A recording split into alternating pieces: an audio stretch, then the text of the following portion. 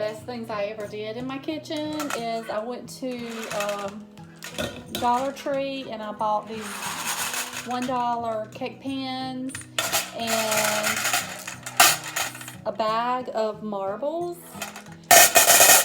They're just round marbles.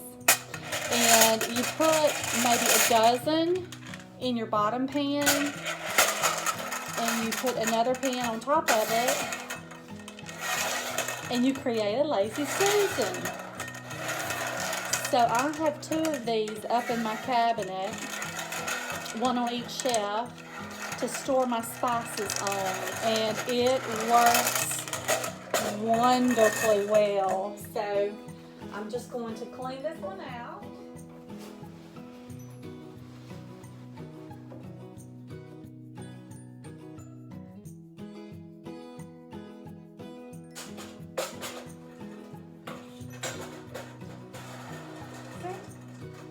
Perfect lazy Susan.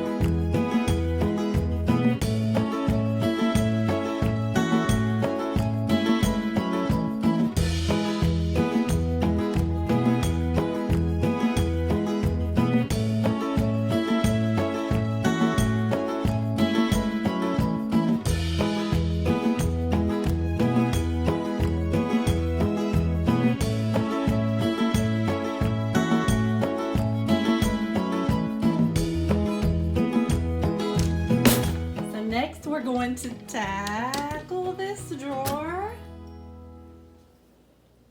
And are you ready for this? This drawer. Yes, I have one drawer for forks and one for spoons. And look what a big mess. So let's get to work and tackle this, guys.